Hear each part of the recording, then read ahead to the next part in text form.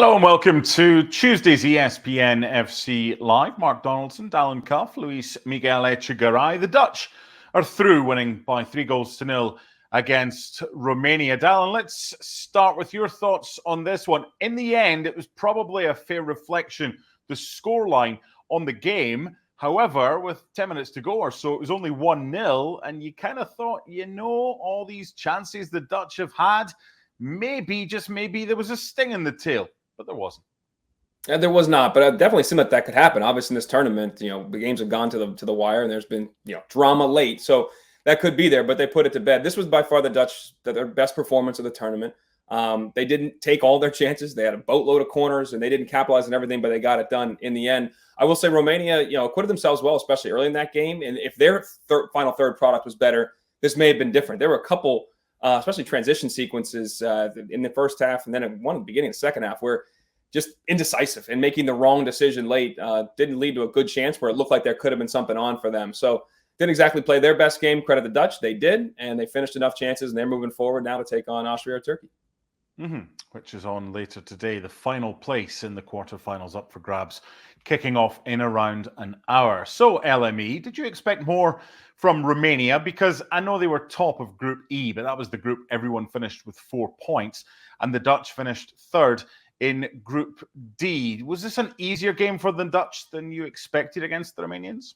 Yeah, I expected more from Romania. I mean, the game, as Dallin was talking about, it started well for Romania. The first 20 minutes, they were, pushing and trying to creatively enter that final third as the Dutch were getting accustomed to the rhythm of the fixture. But in the end, I think that what happened was this was the first time in this competition, at least, where Romania have faced such a creative team and such a force like Cody Gakpo, who, by the way, when he puts on that Netherlands shirt, my God, that's 3 goals, 1 assist already in the competition. I believe it's between him and Kylian Mbappe, who have the most goals in the last 2 major European tournaments. So that's pretty remarkable. But I think that Romania, from their angle, this is the first time where, and it was a bad timing thing, the first time they faced a stronger team, and the first time where Ronald Koeman's side finally woke up, specifically some individual performances. That's why Denzel Dumfries didn't play in the previous game. He started once again here, and I think it was a wake-up call for him. He played very well.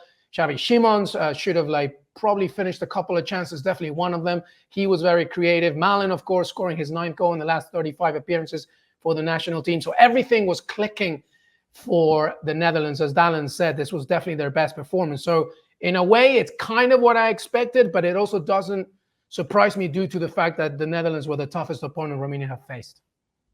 Yeah, look, the Dutch could easily have scored more. They were a bit profligate in front of goal. They had a number of chances that they didn't take, a combination of poor finishing, some fortunate defending, and some good stops from the goalkeeper. But after their 3-2 defeat against Austria in their final group game, Dallin, this was not so much about getting the result, because they hoped for that, but they wanted to do so with a bit of flair, a bit of panache, a bit of style. Did they get that?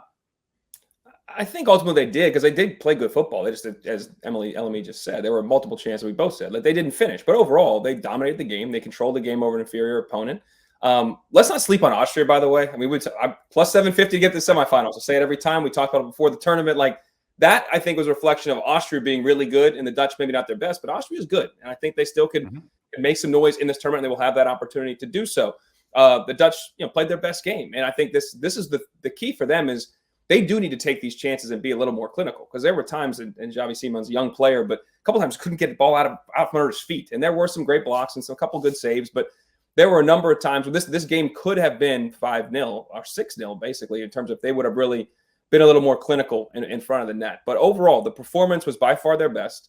You carry forward a positive vibe coming off a loss, to say the least. You finished third in your group. That literally does not matter now. You're focused on what's ahead of you, and the whole tournament is ahead of them. And they are, again, in the easier side of the draw. And that left side is Germany, Spain, and Portugal, France. We know that. They had on that right side with a very beatable England team and a wide open situation here. They may play Austria again here in the quarterfinals if they can take care of Turkey. So this is everything to play for. They played well. They've got to feel good about it. And Ronald Koeman's got to be happy that some of his decisions made in the third game in terms of who played and didn't maybe yielded some results here, or some better effort in this game. I think Romania helped the Dutch look good today, LME. But how good are they, given that they lost to Austria in their last game? And a lot of Dutch commentators And journalists in the Netherlands were saying, right, who's next? Because Ronald Koeman isn't the answer. Yeah. And I was one of them even before the tournament started. Well, I mean, well, so was I, to be fair here, but yeah. like, No, I mean, it's not fair. I'm not big on the Dutch. Obviously, the question marks were there, right? And our very own Fraser, even before the tournament started, said quite rightly that, also due to Frankie de Jong's absence in the midfield, there's so many open spaces in the midfield that when you face a good team, disciplined in possession, they're going to expose you. Like Dallin mentioned, Austria, now as they progress into the further stages of these knockout rounds, they're going to face teams that are better, specifically in the midfield. But to be honest with you, all credit is due because they're in the quarterfinals and the players woke up. And again, you have to talk about how Koeman was able to inspire some performances that were bad previously and now have improved. I go back to Denzel Dumfries. I thought he was great. And I think part of it was because he didn't start in the previous game. And I think that was a wake-up call, but he's not the only one. And I think that that's a key thing. My biggest issue with the Netherlands from day one has been take care of your chances. And I think today was the proof of the pudding. If you have 23 shots, 23, you can't just have 6 on target, specifically after some of those efforts. The Xavi Simons one where Dumfries sneaked the ball in to get inside the box and lay it to him. First time finish, boom, just make it happen. And I think already that's 2-0 before you can even blink. So what's going to happen once you get further in the tournament? You face tougher defensive lines. What are you going to do there? So the Koeman question mark remains for me. I don't see them winning this whole thing, but today was definitely an example of how much they have improved from the first game and how further they can go. Yeah, as I told you guys off air before, but I'll share, Mark, before you sat down. I've got my brother texting me now how excited he is about his Dutch plus 1,600 to win the whole thing. That's just not going to happen. I don't think they're good enough. I didn't think they were good enough coming in. I don't think they're good enough now. Their draw sets up that they might find themselves in a semifinal easily or in the final. But are they capable of playing against the best teams in this tournament winning? That said, the one thing they do have is people always say, only as good as your last game. They do feel pretty good coming off those 90 minutes, relatively speaking, to how they played earlier in the tournament, especially when you look around this tournament. England survives. Portugal survives. France survives. Their local press, obviously, the English press is crushing them. France is not the most supportive right now. What's going on there either? They've had to score a goal that was by their own player in live action. Like, that's remarkable. So all things considered, all that matters is surviving and advancing in this tournament, but you do want to feel better about how you played. Relative to some other big boys right now, they probably feel pretty good about themselves at least and where they sit within this tournament and within this bracket.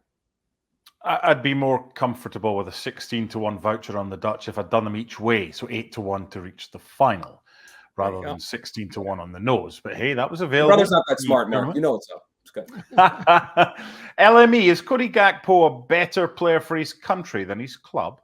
Yes, 1,000,000%. He's a different human being. It's ridiculous. I mean, it's not all down to him, because when you look at the Cody Gakpo of Liverpool, especially last season, the responsibilities that he has going forward are a little bit different, mainly if Darwin Núñez is playing right next to him, and then obviously all the attention goes to Mohamed Salah's uniform from on the other one. Here, the interesting thing is he has like acres of space on that left side. So he likes to cut in, and Romania, to be fair, allowed him to cut inside a lot. But here, he has acres of space in the counter, and he's not so much fallen to the whole responsibility of I need to score. He's a big creator. He got another assist.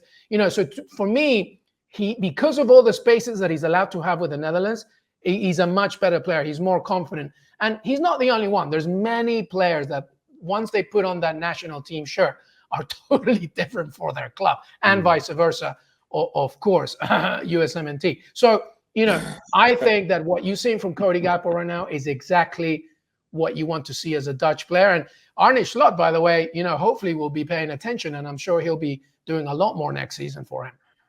That's a good point, Dallin. Simply because 8 goals in 35 Premier League games last season for Cody Gakpo, and I think he's 12 and 25 for the Dutch.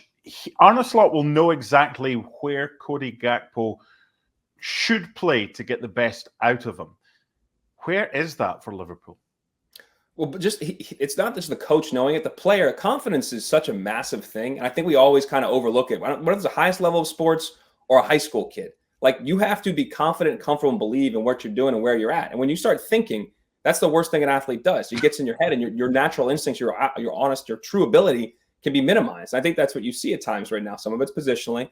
I think when he is out in space and left, and he's cutting in on his right foot, he's much more dangerous.